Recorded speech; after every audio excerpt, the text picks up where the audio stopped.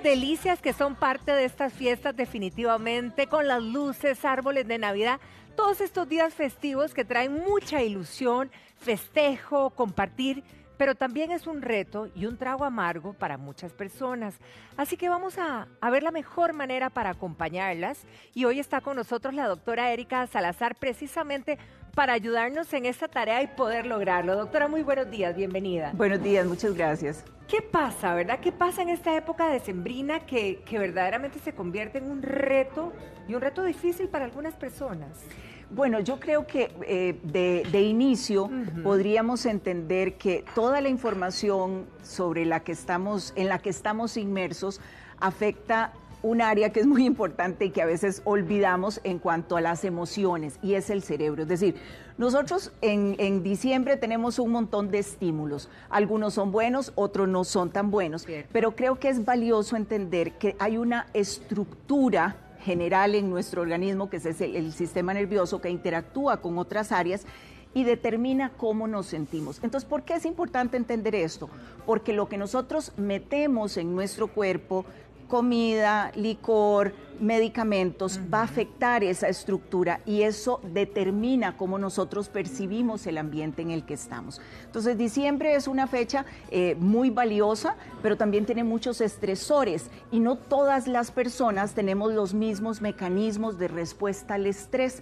Algunas personas ya vienen jalando su cruz, como decimos, ¿verdad? Con situaciones de depresión, de ansiedad, de enfermedad. Y manejar estas situaciones estresantes les resulta más complicado. Pero además hay un montón de variables metidas aquí y son los cambios, por ejemplo, en la alimentación. Ahora que veíamos tanta comida rica, ¿verdad? Decíamos, bueno, qué maravilla. Pero también hay que entender que lo que introduzcamos a nuestro cuerpo desde el punto de vista de alimentación va a hacer que nuestro cerebro trabaje de una u otra forma. Eso me llama poderosamente la atención, es decir, cómo puede afectar verdaderamente la salud cerebral, ¿verdad? Todo este ambiente o todas estas festividades en todos sus sentidos. Bueno, hay varias cosas. En primera instancia es que hay demasiados estímulos, ¿de acuerdo? A nosotros nos han hecho, y yo siempre le digo a los pacientes, eso es un coco wash, tengan cuidado con eso, que podemos hacer muchas cosas a la vez, ¿verdad? Puedo ir a hacer las compras, pero también puedo trabajar, pero también puedo organizar la cena. Y resulta que nuestro cerebro no está hecho para el multitasking, ¿verdad? Entonces le digo, no, eso es un truco. Ni las mujeres, como dicen. Mentira, eso no es cierto, es para que hagamos todo a la vez. En realidad, nuestro cerebro está hecho para prestar atención a un solo aspecto. Yo puedo hacer A y B, lo que pasa es que la calidad con la que lo puedo hacer no va a ser la misma. Qué interesante. Y además, lo que yo creo que estoy haciendo bien, no necesariamente lo estoy haciendo bien porque estoy dejando de percibir cierta cantidad de información. Entonces, cuando hay tantos estímulos juntos, perdemos nuestra capacidad de prestar atención y eso genera confusión. Mi sistema nervioso tiende a reaccionar secretando sustancias como el cortisol, como la adrenalina, como la noradrenalina, como ciertos neurotransmisores que lo que hacen es que me ponen ansioso, ¿verdad? Me generan insomnio y me pueden alterar desde el punto de vista de funcionamiento. Entonces, creo que tener en claro que nosotros somos individuos hechos para generar una tarea, que la puedo hacer y luego pasar a la otra, sin duda, pero tanta cantidad de estímulos a la vez, por ejemplo en diciembre, podrían ser un muy mal aliado, sobre todo en personas que tienen, por ejemplo, trastorno ansioso, ¿de acuerdo? O que tienen niveles de estrés muy altos. Así que entender que nuestro funcionamiento desde el punto de vista biológico está hecho para una situación, y que si yo creo que yo puedo hacer 2 o 3, eso simplemente es una ilusión, ¿verdad?, que tengo. Es importante porque entonces podríamos generar nuestra atención, enfocar nuestra atención en aquellos aspectos que son realmente prioritarios. Pero si estoy pensando en todo a la vez, tampoco soy capaz. Nos pasa naturalmente, ¿verdad? Por supuesto, tampoco soy capaz de priorizar y decir, ok, esto. Entonces, volviendo un poco a tu comentario, a tu pregunta, la cantidad de estímulos y la capacidad que yo tenga de diferenciar, priorizar e ir uno por uno resolviendo es importante. Vamos a invitar, doctora, a todos nuestros amigos televidentes que se identifiquen con este tema y que verdaderamente estén ellos o alguien, ¿verdad?, cerca en esta situación. Pueden hacer sus consultas a través del Facebook. Estamos en Facebook Live, así que invitadísimos para que la doctora Salazar pueda contestarles. Ahora, ¿por qué hay gente más propensa? Porque de repente dice gente, estamos en la misma situación, somos de la misma familia, pero digamos mi mamá, mi hermana es más propensa a entristecer en esta época. Bueno, genéticamente somos distintos, pero también nuestros estilos de vida, nuestra historia de vida y el ambiente en el cual estamos inmersos determina de manera muy significativa cómo nosotros respondemos a las situaciones. Entonces es muy interesante, uno ve una persona y le ve el aspecto, ajá, ¿verdad? Sí. Y le ve la posición, por ejemplo, sí, ¿verdad? Entonces pongan ustedes atención en una reunión, por ejemplo, familiar o de amigos, hay personas que teniendo la misma edad, unas se ven más envejecidas, más entristecidas, no es lo mismo que yo esté sentada aquí de esta forma a que esté así, ¿de acuerdo? Sí. La posición corporal determina mucho. Entonces, ¿por qué hago estas acotaciones? Porque resulta que cada individuo tiene particularidades que van a demostrarnos a simple vista su capacidad de responder a los diferentes estímulos positivos o negativos.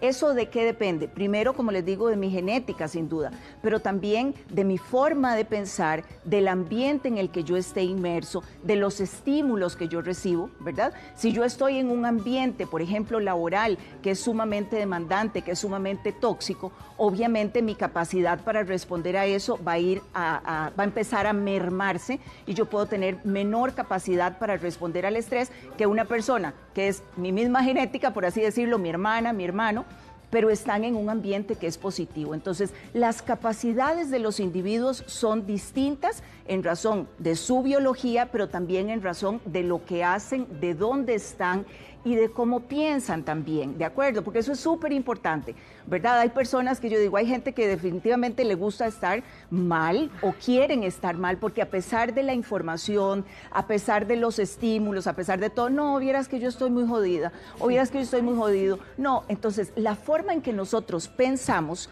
determina lo que nuestro organismo produce desde el punto de vista bioquímico y que determina cómo nos sentimos, claro, la posición que tomamos, ¿verdad? La gente a veces dice, mira, camina como un viejito, además, como si fueras ser viejito sería, sea sinónimo de estar mal, exacto, sí, ¿verdad? Sí. Entonces, pero lo que sí es cierto es que el enlentecimiento en la marcha, la posición del cuerpo son un reflejo de cómo estoy a nivel interno, no solo en mi pensamiento, sino también en la secreción de sustancias que determinan esa respuesta que yo puedo tener al ambiente. Ahora, ¿qué influencia tienen las sustancias? Ahora que mencionó esto, doctora, por ejemplo, hablemos de la vitamina D. ¿Qué tanto peso tiene en toda esta temática? Bueno, muchísima y más en esta época, ¿de acuerdo? A partir de noviembre empieza a bajar la cantidad de horas a las cuales estamos expuestos al sol, ¿cierto? Por ejemplo. Entonces, la vitamina D se produce a partir de una serie de pasos en nuestro organismo, pero uno de esos pasos depende de la exposición que hagamos a la luz solar, ¿de acuerdo? Entonces, en estas épocas disminuye la cantidad de luz, las horas a las cuales estamos expuestos, pero además hay frío, me tapo más, ¿de acuerdo? Sí. Hay una disminución consecuentemente de producción de vitamina D. Y la vitamina D, que muchas veces cuando uno la piensa, conceptualiza que está relacionada nada más a la salud de los huesos, la vitamina D es en realidad una hormona esteroidea, es decir, no es una vitamina desde el punto de vista de su funcionamiento, en realidad es más una hormona y por tanto regula procesos muchísimo más complejos de lo que puede regular una vitamina. Regula, por ejemplo, el estado de ánimo. Entonces, las disminuciones en la producción de vitamina D, en la síntesis de vitamina D, afectan mi estado anímico. Entonces, en esta época tenemos más condiciones que favorecen que esta disminuya. Pero si a eso le aunamos el hecho de que venimos de pandemia y que la gente ha pasado gran cantidad de horas metidos en su casa, ya la gente no se expone al sol casi, Cierto. ¿de acuerdo? Entonces es muy curioso porque uno hace exámenes, por ejemplo, de vitamina D, que es un estudio que se puede hacer en sangre, y gran cantidad de las personas tienen deficiencia de vitamina D. Entonces la gente piensa, bueno, tengo deficiencia de vitamina D, voy a tener débiles los huesos. Bueno, pues sí, es probable, ¿verdad?, que tengas menos depósito de calcio en los huesos porque la vitamina D se ocupa para eso. Pero además la vitamina D regula el estado anímico, regula la producción de neurotransmisores, que son sustancias que nos hacen sentir felices, activos, y también regula el sistema inmune. ¿De acuerdo? Mi capacidad de responder a las enfermedades. Y además regula los procesos de inflamación. Y el sedentarismo, la obesidad, la alimentación, el envejecimiento son proinflamatorios. Así que vitamina D es un tema del cual podríamos hablar muchísimo tiempo, y que la forma más sencilla de favorecer que mantengamos una producción relativamente normal es que nos expongamos al sol, ¿verdad? Vivir metidos en la casa, tal vez sentados en una computadora con la cantidad de información que llega a partir de estos aparatos, puede ser uno de los efectos más nocivos, ¿verdad? Entonces, en estas épocas que hay tantas luces, tantas cosas bonitas, pues salir al exterior, asolearse, recibir un poquito de esa luz. Fíjese usted que es tan interesante que hay algunos estudios con personas que trabajan en lugares en donde entran a las 9 de la mañana y valoran cuál es el estado anímico de esas personas versus una población que trabaja en las mismas condiciones, pero a los cuales les favorecen o les dicen que tienen que salir a recibir 30 minutos de sol. Bueno, hacen comparación de la salud mental de esas poblaciones, y los que reciben sol tienen un porcentaje, que si mal no recuerdo es más de un 20%, de mejores respuestas desde el punto de vista de su salud mental, es decir, están mejor desde el punto de vista de salud mental. Existen tratamientos para la depresión que son a base de luz, ¿de acuerdo? Ese estímulo de luz. Entonces, la luz, sobre todo solar, es determinante porque viaja a través de nuestro sistema nervioso por una ruta, por así decirlo, que se llama sistema activador reticular ascendente. Y eso llega a una parte de mi cerebro y estimula que yo produzca serotonina y que tenga regulada también la melatonina, que tiene que ver con el sueño. Entonces, la exposición al sol determina el bienestar no solo de mi estado de ánimo, de la producción de la vitamina D, que sabemos que es una hormona, sino que también regula ese ciclo de producción hormonal para dormir y permanecer despiertos. Ahora, para todas estas personas, digamos, que están decaídas en este tiempo, además de la vitamina D, ¿qué se le podría recomendar? Bueno, creo que la alimentación es determinante, ¿de acuerdo? Es muy valioso en esta época comer rico, sí, es un placer que no podemos quitarnos, pero creo que siempre hay que tener en cuenta la moderación y también saber que existen condiciones de salud en las cuales hay contraindicaciones, es decir, yo sé que si me como el trocito de queque con el refresco gaseoso y demás, si soy diabética y demás, pop, exacto, no es, me va a ir un también. veneno, Sí, ¿de acuerdo? sí. Entonces hay que entender eso, entonces controlar la alimentación, controlar las horas de sueño. Y ojo con esto, esta es época de traguitos, ¿de acuerdo? Sí, ¿qué tanto impactan los traguitos, digamos? Muchísimo, muchísimo, porque yo he escuchado esto, mire, es que me voy a tomar unos traguitos hoy, sí. Entonces no me voy a tomar la pastilla de la presión, porque como me voy a tomar esto... puede hacer un cruce ahí medio extraño. Claro, pero es muchísimo más nocivo, o sea, no debes mezclar, ¿de acuerdo? Algunos medicamentos son absolutamente incompatibles con el alcohol, pero otros no son incompatibles, simplemente van a tener, digamos, que una reducción en su efecto dependiendo de la hora a la que se los tomen. Entonces, no estoy diciendo que está bien que tomen alcohol con medicamentos. Lo que es peor es que dejen de tomar sus medicamentos por tomar alcohol, ¿de acuerdo? Entonces, si yo soy hipertenso, si soy diabético, si tengo un problema del corazón, la prioridad es el medicamento y usted no debe dejar de tomar el medicamento porque vaya a tomar alcohol, ¿de acuerdo? Entonces ahí siempre es bueno que consulten al médico que les está prescribiendo y le digan, mire, yo me voy a tomar unos tragos a las 6 de la tarde o a las 7 de la noche, ¿me puedo tomar la pastilla de la presión a las 8 de la mañana? Le van a decir que sí, ¿de acuerdo? Siempre tener esa consideración. Hay medicamentos que pueden invalidar, digamos, perdón, en la ingesta, con la ingesta de licor, digamos, que se puede invalidar el efecto del medicamento. Sí. Definitivamente que sí. Hay algunos medicamentos que no solo invalidan el efecto, sino que producen reacciones adversas muy feas, ¿de acuerdo? Hay algunos medicamentos, algunos antidepresivos, se les llama IMAOs, ahí es como un grupo, que si tomas el medicamento y tomas alcohol, puedes hacer picos muy altos de presión arterial.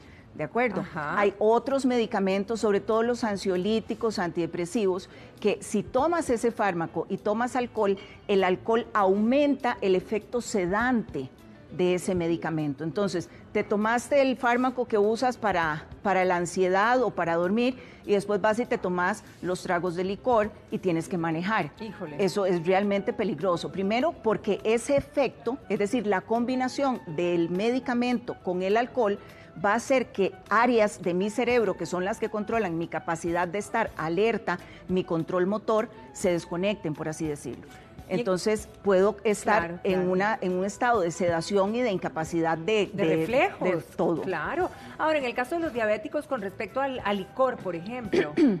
Bueno, el licor descompensa a los diabéticos, ¿de acuerdo? Pero un traguito. Es que ahí vamos, ¿verdad? Que el tema es la moderación, la cantidad que usted consuma. No es lo mismo, la gente me dice, mire, yo me voy a tomar 2 copas de vino. Pues está bien, a mí no me parece el drama, ¿verdad? Pero si me dicen, no, es que cuando yo le entro a las copitas de vino no me tomo 2, me tomo 4, ¿verdad? Sí. Entonces, el vino, por ejemplo, dependiendo del tipo de vino y demás, pero el licor en general favorece mucho los aumentos de azúcar. Y ojo, porque ahí me parece que es interesante que la gente tome esto en consideración. Las alteraciones en el ciclo del sueño, es decir, acostarme muchísimo más tarde y dormir menos, alteran el metabolismo de la insulina, que es la hormona que regula que el azúcar entre a las células. Entonces, en personas diabéticas o en personas con resistencia a la insulina, que toman sus traguitos y tal vez tragos mezclados con otras bebidas. Con cosas dulces. Claro, pero además de eso, ya no se duermen las 7 horas, sino que están durmiendo 5 y 4 horas, es altamente probable que su glucosa se descompense, porque el sueño es determinante para regular muchísimas hormonas, entre ellas la insulina. Hay un estudio muy lindo que se hizo en Harvard. Entonces, a un doctor que estudia sueño se le ocurrió tomar a una población de personas diabéticas y tomar a una población de muchachos estudiantes entre los 20 y los 25 años. Y entonces dijo, ok, ustedes que son diabéticos, les vamos a estar midiendo los niveles de insulina. Y ustedes que son sanos, les vamos a reducir en el 50% las horas de sueño. Y luego vamos a hacer una medición de los niveles de insulina. ¿Y qué pasó? Que después de 2 semanas, los muchachos sanos, que dormían la mitad de lo que debían dormir, tenían valores de insulina similares a las personas diabéticas. Para que usted se haga una idea de cómo afecta esto. ¡Qué afección! O sea, hay que tratar de dormir lo más que podamos. Dormir 7 horas mínimo. Sí. Ahora, ¿qué pasa, por ejemplo, con los cardiópatas? Bueno, los cardiópatas tienen condiciones especiales, ¿de acuerdo? Dependiendo de cuál sea la cardiopatía, es decir, la enfermedad que tenga en el corazón. Puede ser que yo tenga algo que se llama insuficiencia cardíaca, que mi corazón no está funcionando tan bien como debería, o que yo tenga un bloqueo, es decir, una alteración en cómo pasa la electricidad de un lado del corazón al otro. Entonces, estas personas van a tomar medicamentos muy específicos que necesitan que sean regulares, ¿de acuerdo? Entonces, no significa que no se puedan trasnochar. Yo me puedo trasnochar un día, ¿de acuerdo?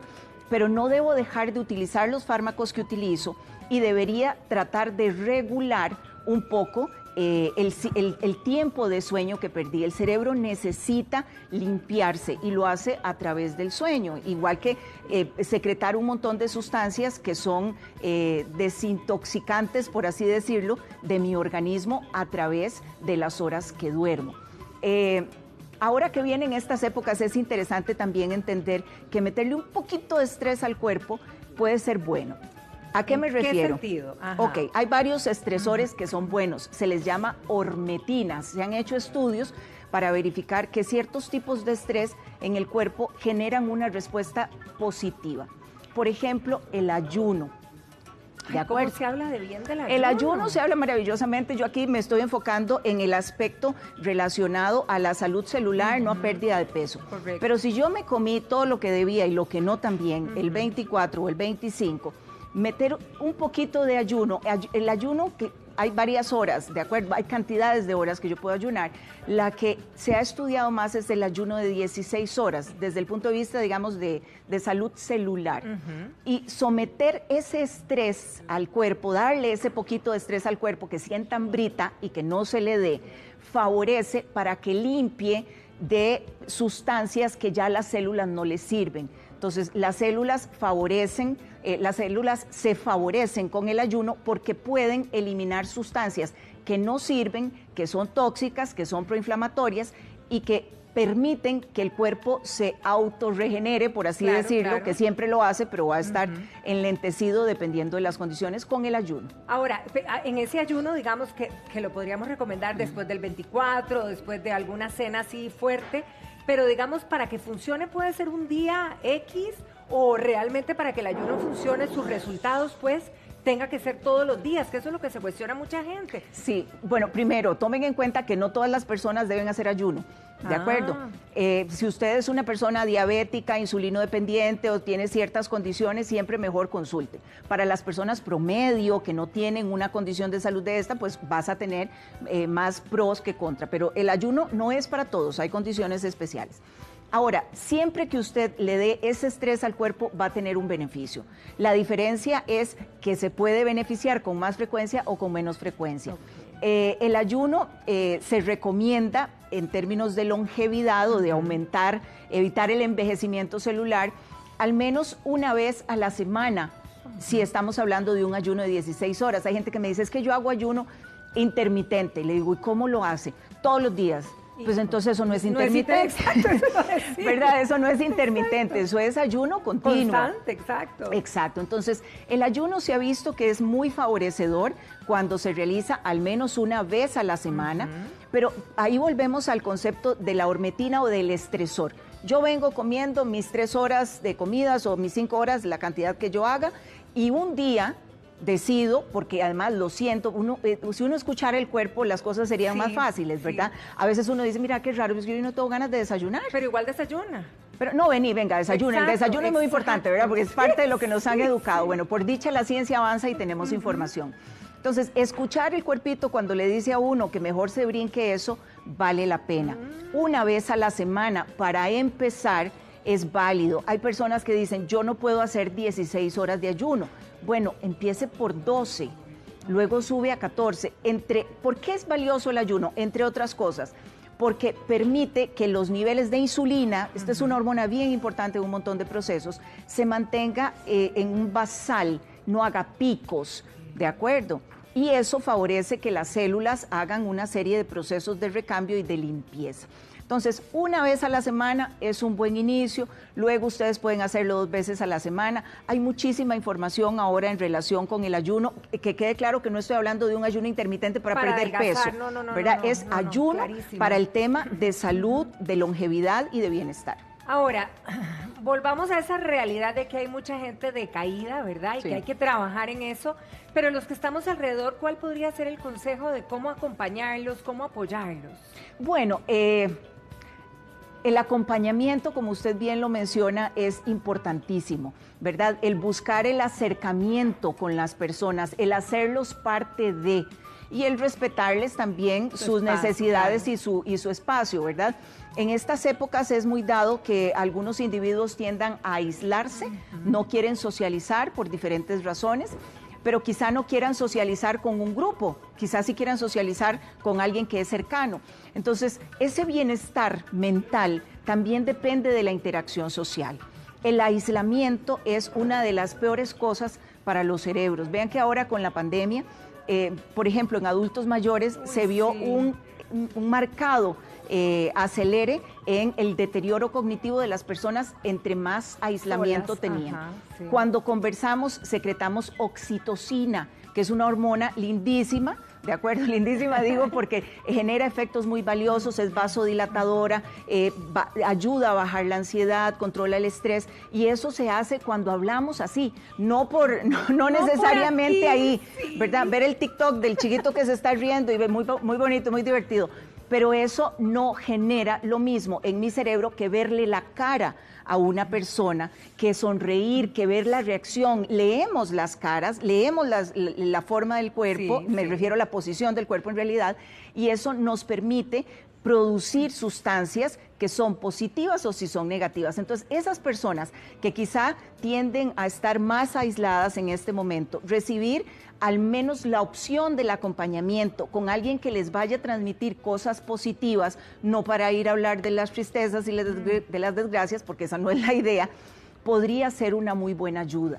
¿de acuerdo? Favorecer espacios al aire libre, ¿verdad? Siempre es la cenita y todo, claro, muy lindo, pero también podemos propiciar tiempo y espacio fuera, donde nos pegue el sol, donde sintamos, ¿verdad?, ese contacto con la naturaleza, que vean que esto no es nada sobrenatural ni mucho menos. Y afortunadamente existe buena evidencia científica de los aportes que cosas tan sencillas le dan a mi organismo. Así que exponerse a la luz, pensar un poquito en mi propio cuerpo, véanse al espejo, véase y vea, bueno, mira, yo tengo 35, 45, 55, me veo de la edad, me veo más joven, me veo más vieja, ¿por qué? ¿De acuerdo? Y hago este comentario porque los pensamientos, la forma en que yo me percibo, influye en cómo funciona mi sistema nervioso. La posición que tengo, revisen las fotos, vean cómo están. Sí, no vuelvan a estar así aquí, ¿verdad? O así, hablando y uno con esta posición. Aquí, exacto. ¿Verdad? O la cara, aquella cara de tristeza, los ojos hacia abajo.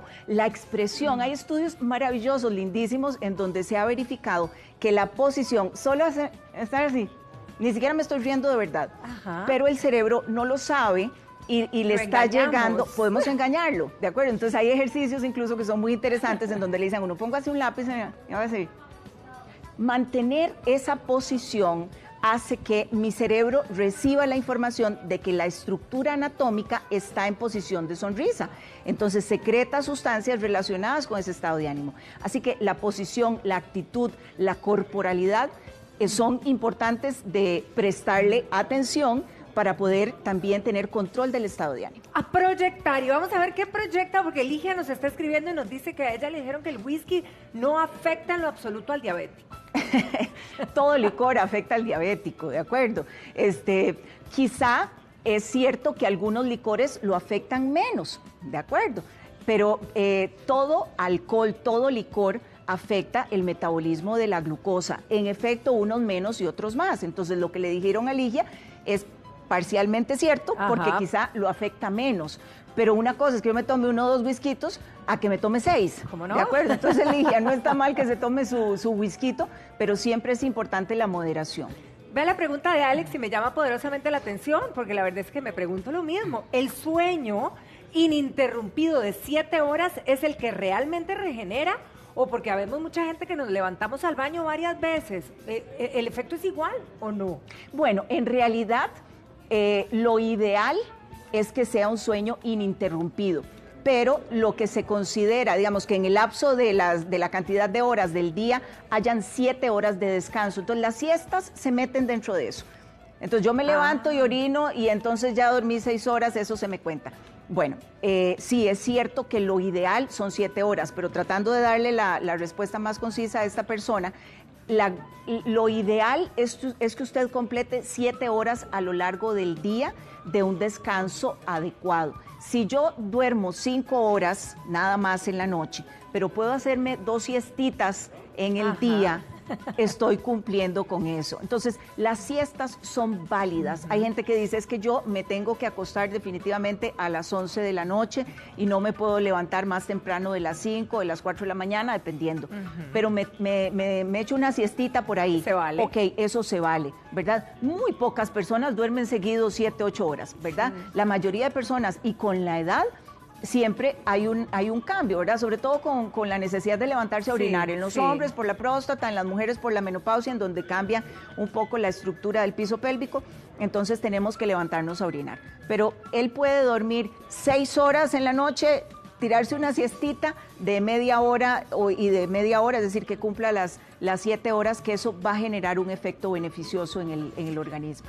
Doctora Salazar, muchísimas gracias por habernos acompañado y a seguir todas estas recomendaciones para estar bien. Que pase una feliz Navidad. Igual para ustedes. Muchas gracias. Un placer estar aquí. El placer es nuestro. Rafa.